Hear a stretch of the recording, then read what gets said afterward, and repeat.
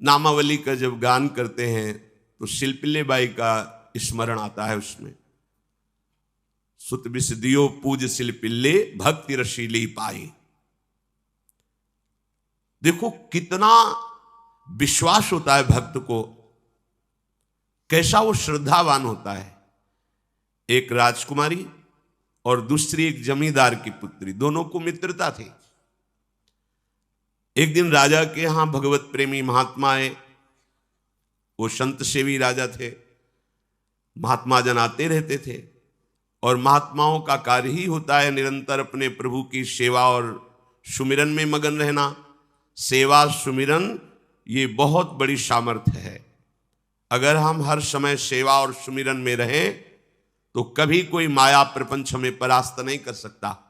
जहां हम सेवा सुमिरन से अलग हुए वहीं माया का प्रभाव पड़ता है। तो भगवान का शालिग्राम स्वरूप उनके पास था, खूब भाव से सेवा कर रहे थे और नवीन अवस्था की कोमल हृदय वाली ये दोनों सखियां देख रही थी।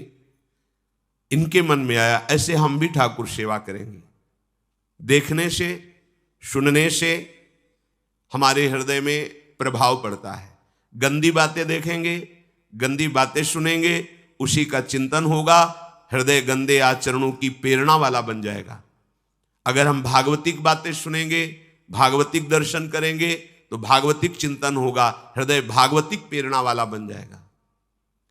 कई दिन संत भगवान रुके, रोज सेवा कीर्तन कथा, सरल हृदया।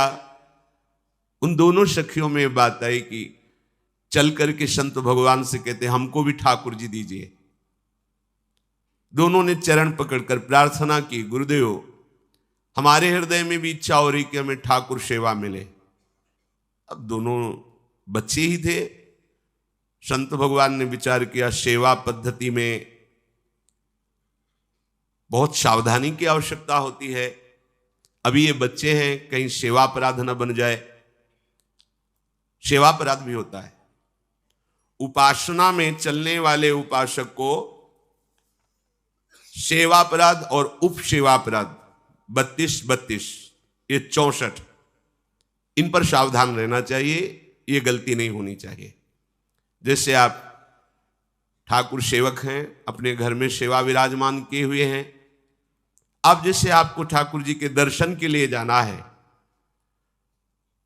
जहां तक ठाकुर जी के दर्शन करने के लिए जाना है, हो सके तो पादुका ना पहने, नंगे पैर दर्शन करने जाए।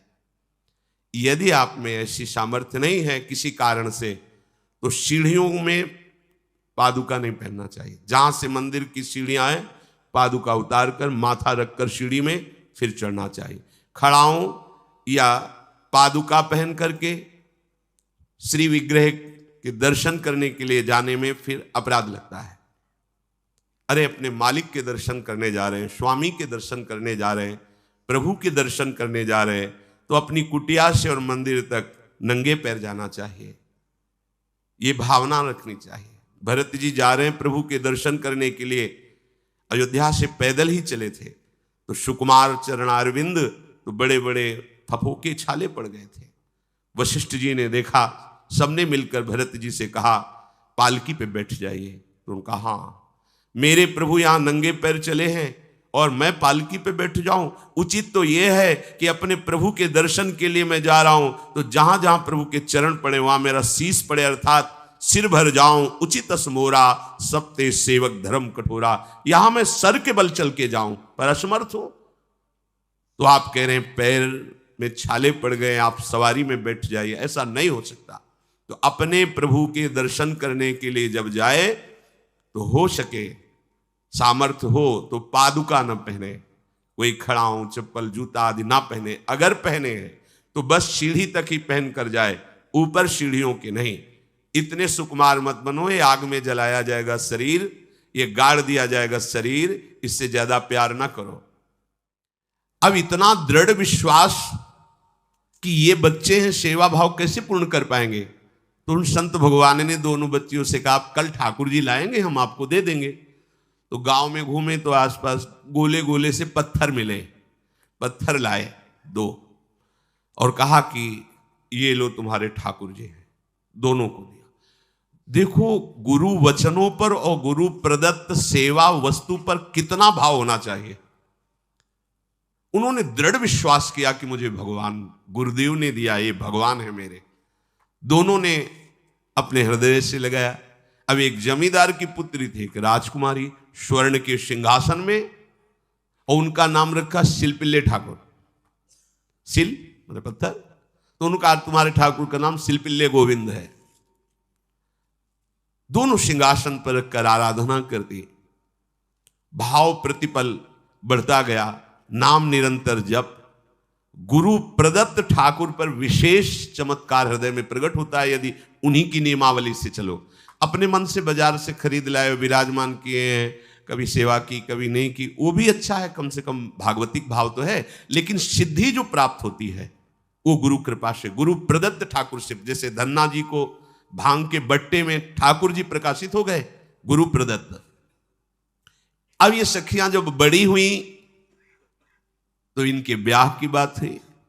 तो जो राजकुमारी थी उनका राजकुमार से किसी से ब्याह तय हुआ, ब्याह हो गया।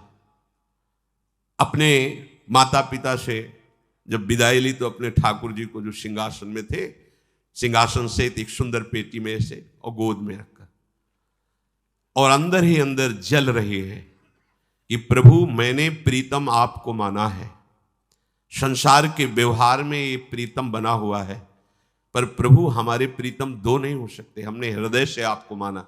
इसी विचार में वो बड़ी उदास है। पहले पालकियों में ऐसा राज सैनिक चल रहे हैं, पालकियों में वो बहू जा रही है और राजकुमार घोड़े पर। राजकुमार बार बार पालकी के समीप जाता, दर्शन करने की इच्छा होती है ना, तो उदास देखता, मन में बड़ी गिलानी हुई। उसने कहा, एक नदी थी, उसने कहा यहां हम थोड़ी देर विश्राम करना चाहते हैं, राजकुमारी की पालकी रखी जाए और सैनिक दूर खड़े हो। तो राजकुमार वैसे ही आज्ञा हुई। तो बात करना चाहते हैं पर वो ना देखती है और ना बात करती है, और इतना सुंदर रूप, क्योंकि ब्रह्मचारिणी और भगवत आराधना। अब उसके हृदय में जलन हुई कि ऐसा क्या है जो हमसे बात नहीं कर रही। बस बार बार ऐसे पिटारी खोल के ऐसे ठाकुर जी को देखती। नाम जप और सेवा के प्रभाव से वो सिल नहीं रह गया था, वहां उसको सांवरे श्याम सुंदर की झांकी मिलती थी। जब अपने शिल्पिल्ले ठाकुर जी को देखती तो ललित त्रिभंगी श्री लालजू महाराज श्याम सुंदर दिखाए, अत्यंत आसक्ति। गुरु प्रदत्त किसी भी शब्द में, किसी भी वस्तु में दिव्यता होती है, बस हमारी भावना होनी चाहिए। अरे बोले ये हम नहीं दे सकते, ये गुरु प्रदत्त है, नहीं हम प्राण दे सकते हैं, लेकिन ये नहीं। जिसका गुरु वचन पर, गुरु प्रदत्त वस्तु पर, गुरु प्रदत्त ठाकुर पर दृढ़ निष्ठा हो गई, वही सिद्ध हो जाता है। अब उसने समझ लिया कि पिटारी में जो कुछ है यही हमारे और राजकुमारी के बीच में बाधा है। दो चार दासियों को बुलाया और कहा इनको बातों में उलझाओ, पिटारी पीछे हमें दो। वो प्रवीण दासियां उनको विनोद भाषा में, हंसी मजाक में बात, लेकिन वो उदासीन।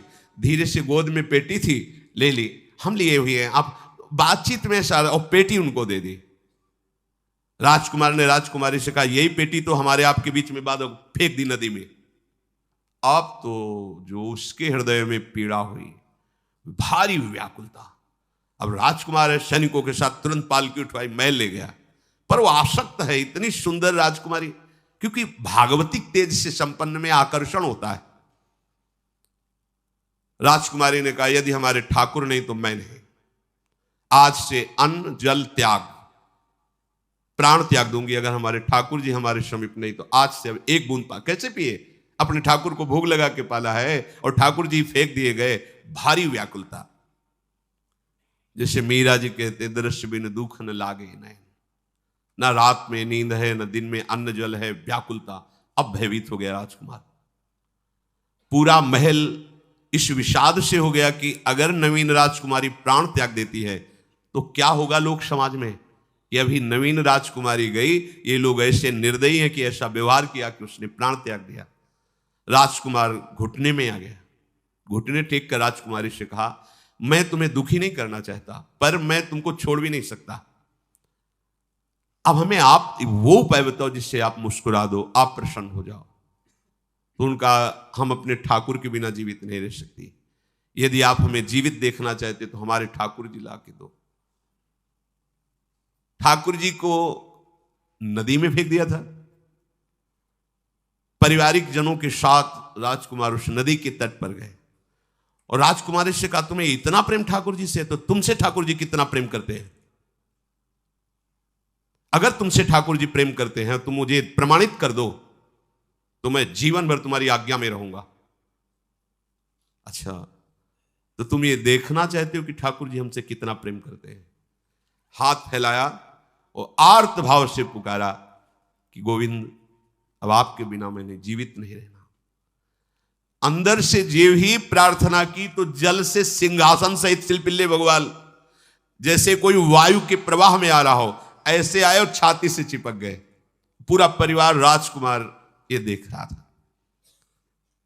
हृदय से ठाकुर जी चिपक गए। जीवन भर के लिए दासत्व स्वीकार कर लिया और कहा, जैसी आप आज्ञा करोगे। जैसे मीरा जी, जब राणा जी से ब्याह हुआ तो प्रथम मिलन की रात में मीरा जी ने कहा, सावधान, तुम हमारे पति नहीं हो, मेरा सुहाग गिरधर से है, श्याम सुंदर ही मेरे पति हैं।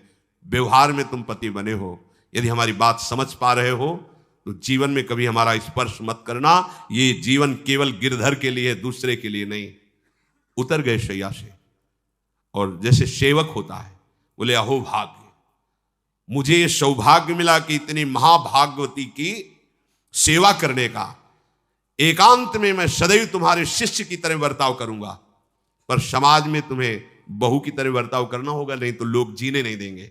समाज में पत्नी की तरह और एकांत में गुरु शिष्य के। तुम हमारी गुरु होगी और हमसे ऐसा ही बर्ताव राणा ने जी, ऐसा ही उस राजकुमार ने दिया। हमारी भागवतिक निष्ठा ऐसी होनी चाहिए कि जो गुरु जी ने मंत्र दिया है, जो गुरु जी ने उपासना दी है, उसमें दृढ़ विश्वास होना चाहिए। हमारे अंदर किंचन मात्र फिसलाव नहीं होना चाहिए।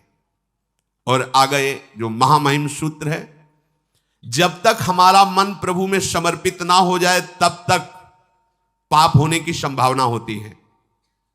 बड़े बड़ों से चूक हो जाती है।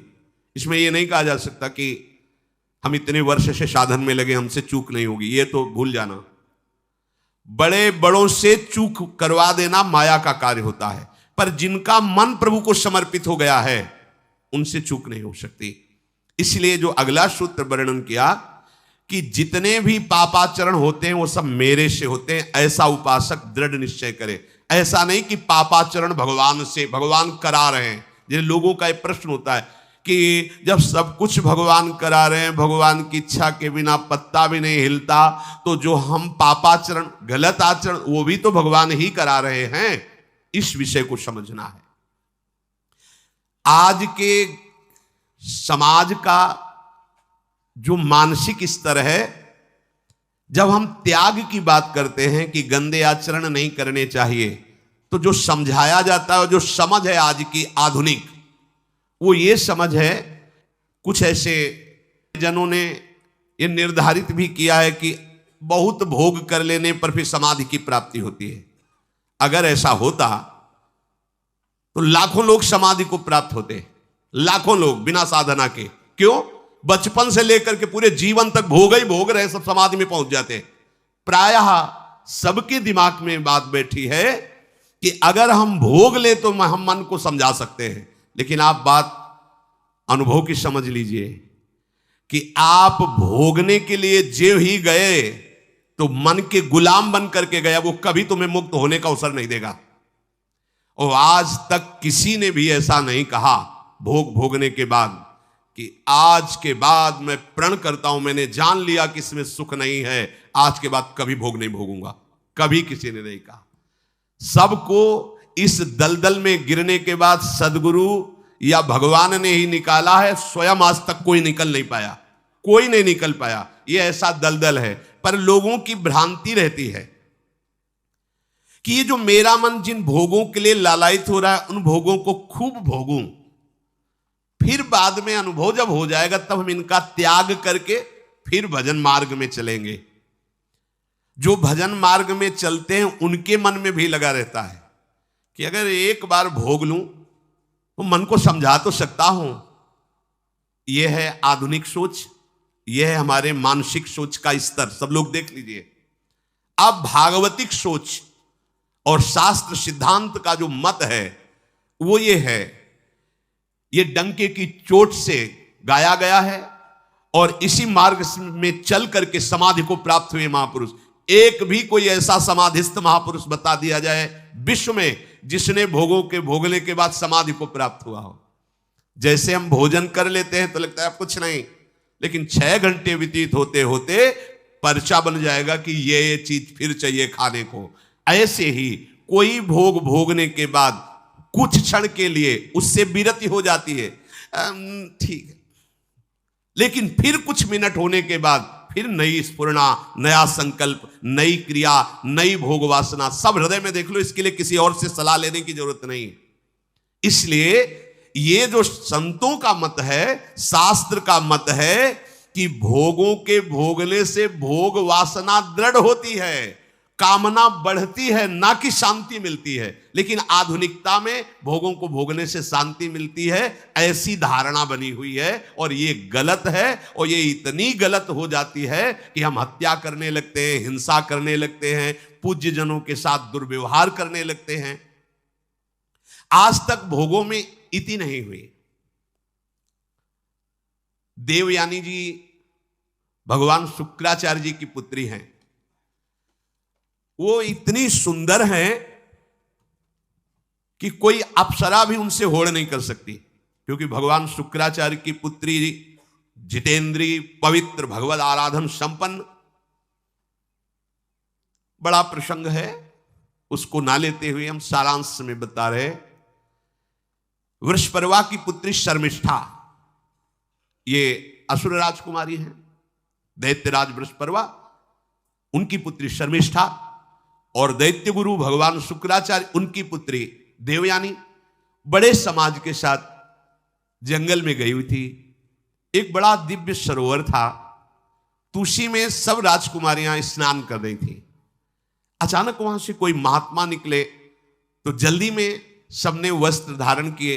तो शर्मिष्ठा के वस्त्र देवयानी ने और देवयानी के वस्त्र शर्मिष्ठा, वो महात्मा निकल गए। वहां कोई उनको टिकना तो था नहीं। देवयानी ने देखा कि मेरे पवित्र वस्त्र, देवयानी ने वस्त्र धारण नहीं किया शर्मिष्ठा के।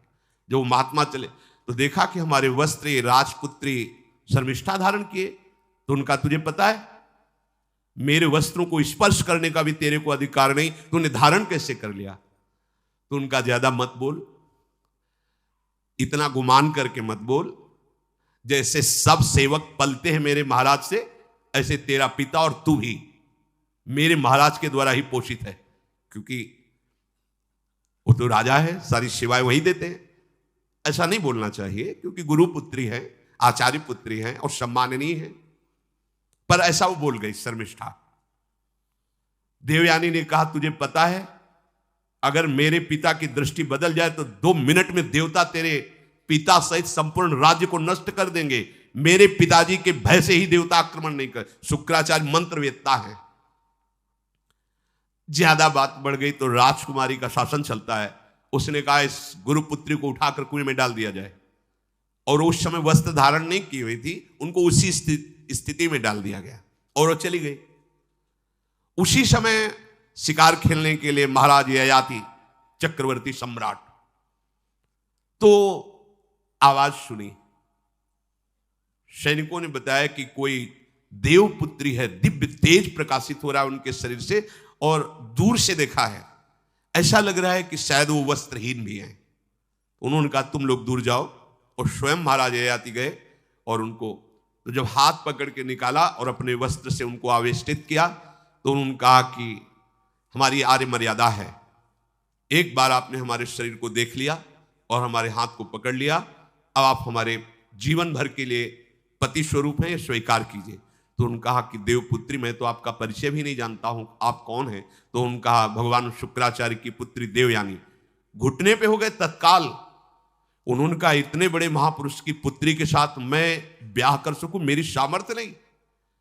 क्योंकि मैं क्षत्रिय कुल में प्रकट हुआ राज परिवार से हूं, और वो तो देवताओं के द्वारा भी वंदनीय है शुक्राचार्य जी, तो उनका आप निश्चिंत रहो, ये विषय मैं संभालूंगी, पर आप मेरे पति हैं, ये स्वीकार कीजिए। बोले यदि शुक्राचार्य जी इस पर राजी हैं तो हम ये बात स्वीकार करते हैं।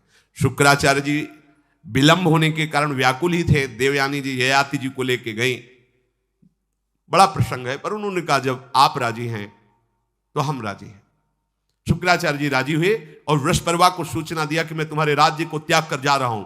वो तो तत्काल आकर चरणों में गिरे, महाराज आपके बिना मेरा अस्तित्व क्या है, आप कैसे राजी हो सकते हो। बोले मेरी पुत्री को दिगंबर करके कुएं में डाल दिया गया, मैं इस अपराध से बिल्कुल तुम्हें माफ नहीं कर सकते। बोले कोई उपाय? तो बोले देवयानी बोले, तो देवयानी ने कहा तुम्हारी पुत्री हमारी दासी होकर चले तो मैं तुम्हें क्षमा कर दूंगी। बोले बिल्कुल ठीक, तथास्तु। पूरे राज्य की रक्षा के लिए राजकुमारी शर्मिष्ठा को देवयानी की दासी भाव में अब महाराज ययाति के महल पे पहुंचे। देवयानी ने कहा कि ये जो दासी भाव में आई हुई हैं ये सर्वांग सुंदरी हैं, और आपका कभी मन उधर चलना भी नहीं चाहिए, अगर चलेगा तो आप हमारे दंड के पात्र बन जाएंगे। स्वीकार कर लिया और बहुत दूर उनके लिए महल का निर्माण करवाया और वो सेवा में आती है। कुछ समय के बाद जब देवयानी जी के पुत्र हुए तो वन विहार के लिए अपने पुत्रों को लेकर चली, तो उधर शर्मिष्ठा के 2 पुत्र हो चुके थे, इनको पता भी नहीं था, और वो दौड़ कर आए, ययाति को पिताश्री कह करके आलिंगन किया, छोटे छोटे बच्चे। देवयानी ने कहा कि हमने कहा था तुम्हें देखना भी नहीं है, और किसके पुत्र हैं? शर्मिष्ठा मुस्कुरा रही थी। देवयानी ने कहा अब तुम्हें दंड देंगी ही देंगी, और चली गई भगवान शुक्राचार्य जी के पास। ययाति भयभीत होकर के गए और शुक्राचार्य से प्रार्थना करे, क्षमा कीजिए मुझसे गलती हो गई। और शर्मिष्ठा से ऐसे नहीं मिले। शर्मिष्ठा ने कहा था कि आप जानते हैं कि मैं दासी नहीं हूं, मैं राजकुमारी हूं, ईर्ष्यावश दासी बना करके लाई गई हूं, और मेरी सखी के पति हो इसलिए आप मेरे भी पति हो, मेरा अधिकार है आपसे संतान उत्पन्न करने का, शास्त्रीय सिद्धांत है। शुक्राचार्य जी ने कहा कि जो देवयानी कहेंगी वही हम मानेंगे, क्योंकि मेरी पुत्री है। क्या चाहती हो? तो बोले पुरुषत्व से इनको हीन कर दो। गुस्सा में आके शुक्राचार्य जी ने कहा तथास्तु। उसी समय महाराज ययाति पुरुषत्व से हीन हो गए और वृद्धावस्था छा गई शरीर में। अब ययाति ने कहा अब सुखी रहोगी तुम। तब देवयानी को भी होश आया कि ये तो क्या हमने अपना ही सर्वनाश कर लिया। कहा पिताजी अब इसका सुधार कैसे होगा? तो बोले जो पुत्र अपनी यौवन अवस्था दे देगा वही यौवन अवस्था इनके ऊपर आ जाएगी, वृद्धावस्था उसके पास चली जाएगी। महाराज ययाति ने अपने बड़े पुत्र यदु जी से कहा, तो उन्होंने कहा इसका प्रयोग कहां होगा? मां के साथ कदापि नहीं। मेरी यौवन अवस्था का प्रयोग मेरी मां के साथ कदापि नहीं, क्योंकि वो बड़े ज्ञानी महात्मा, इन्हीं के वंश में भगवान श्री कृष्ण का प्रादुर्भाव हुआ, इसलिए यदुवंशी कहेंगे। सबसे छोटे, शायद उनका नाम पुरु ऐसा कुछ, उन्होंने कहा यह जीवन पिता का दिया हुआ है, इस पर पूरा अधिकार है, आप स्वीकार कीजिए। तत्काल वो वृद्ध हो गए, वो जवान हो गए। कई हजार वर्ष तक उन्होंने अपने पुत्र की आयु का विषयों में सेवन किया। फिर उनके मन में एक दिन बहुत घृणा हुई, धिक्कार है मेरे जीवन को और धिक्कार है इस भोगा शक्ति को। अपनी आयु तो गंवा ही दी, अपने पुत्र की भी आयु गंवा दी, फिर भी वैसे ही भोग वासना। तो उन्होंने सबको शिक्षा देने के लिए बात कही, यत् पृथिव्यां व्रीहि यवं हिरण्यं पशवः स्त्रियः न दुह्यन्ति मनः प्रीतिं पुंसः कामहतस्य ते न जातु कामः कामानाम् उपभोगेन साम्यति हविषा कृष्णवर्तमेव भूय एवाभिवर्धते यदा न कुरुते भावं सर्वभूतेष्वमङ्गलं समदृष्टेस्तदा पुंसः सर्वा सुखमया दिशा या दुस्त्यजा दुर्मति भीर्जीर्यतो या न जीर्यते ताम तृष्णा दुःख निवहाम शर्म कामो द्रुतम त्यजेत। जिसका हृदय काम से व्याकुल हो गया है उसको त्रिभुवन की सारी सुंदरी स्त्रियां दे दी जाएं, जौ धान्य स्वर्ण पशु सब वैभव, तो भी वो कभी तृप्त नहीं हो सकता। ये महाराज ये याति का अनुभव त्रिभुवन की। विषय भोग भोगने से भोग वासना शांत नहीं होती, वरम और प्रबल हो जाती है। जैसे घी की आहुति डालने पर आग भड़क उठती है, वैसे ही भोगों को भोगते ही रहने पर भोग वासनाएं प्रबल रूप धारण कर लेती है और वो इतना कमजोर हो जाता है कि सोचता है मैं इसके बिना जी नहीं सकता। जब मनुष्य किसी भी प्राणी से राग कर बैठता है तो उसके हृदय की सामर्थ्य नष्ट हो जाती है। किसी भी, देखो ना, छोटे छोटे नशाओं में इतना हम आसक्त हो जाते हैं, अब हम इसके बिना जी नहीं सकते। किसी भी वस्तु का जब हम भोग करते इसके बिना जी नहीं सकते। इसलिए सबको संदेश महाराज याति देते हैं, यदि तुम अपनी कामना को शांत करने वाले, रोकने वाले बन गए तो दसों दिशाएं तुम्हारे लिए सुखमयी हो जाएंगी। विषयी पुरुष को तृष्णा रात दिन जलाती रहती है, बहुत भोग भोगने पर भी वो कभी शांति या तृप्ति प्राप्त नहीं कर पाता।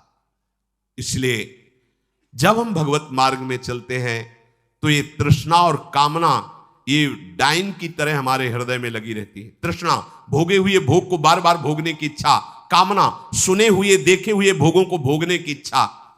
तो उपासक जब तक अपने मन को प्रभु में नहीं दे पाता तब तक मन ये धोखा दे देता है। इसलिए बहुत सावधान रहना चाहिए। प्रभु की शरण में हो करके नाम जप करो और सदैव गुरुजनों की आज्ञा पर रहो, तो ये काम कामना वासना ममता आसक्ति राग द्वेष ये तुम्हें बांध नहीं पाएंगे। इनकी कृपा से आपको भगवत साक्षात्कार हो जाएगा। गुरु वाणी, संतों की वाणी ये हमारा जीवन बन जाए। अगर ये जीवन नहीं है तो फिर मन हमें ऐसी जगह फंसा देगा जहां से हम निकल नहीं पाएंगे। इसलिए सावधान होकर जीवन व्यतीत कीजिए। बड़ा अमूल्य जीवन है, अमूल्य जीवन का लाभ है भगवत प्राप्ति, भगवत साक्षात्कार। श्री राधा वल्लभ लाल।